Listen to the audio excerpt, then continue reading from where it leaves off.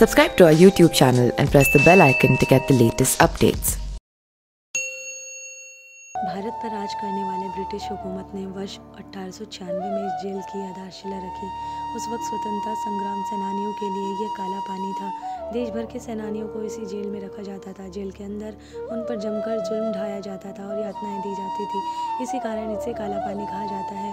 इस जेल के निर्माण का ख्याल अंग्रेजों के दिमाग में 1857 के विद्रोह के बाद आया।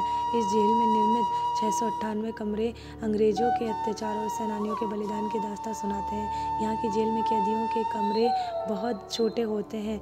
बंदियों को केवल 4.5 मीटर लंबे और 3 मीटर चौड़े कमरों में रखा जाता था। अंग्रेजों ने बहुत सोच समझकर इस जेल का नाम सेल्यूलर रखा था। दरअसल यहाँ एक कैदी को दूसरे कैदी से अलग रखा जाता था। जेल के नए कैदियों के लिए अलग अलग सेल होती थी। इसके 2 कारण बताए जाते हैं। एक तो सेनानियों को दूसरे सेनानियों से दूर रखने का लक्ष्य था।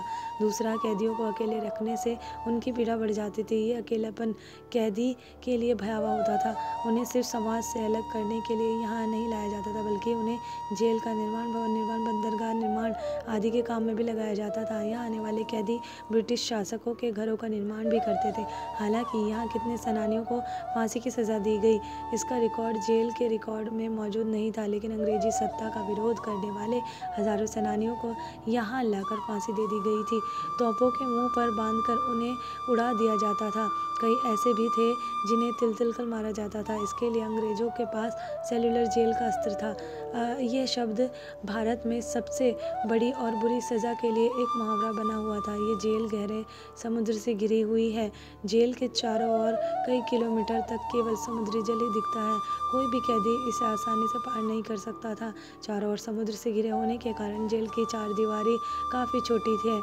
इस जेल में सबसे पहले 200 विद्रोहियों को जेलर डेविड बेरी और मेजर जेम्स पैटिसन वॉकर की सुरक्षा में यहाँ लाया गया था। कराची से 733 विद्रोहियों को यहाँ लाया गया था। भारत और बर्मा से भी यहाँ सेनानियों को सज़ा देने के लिए लाया गया था।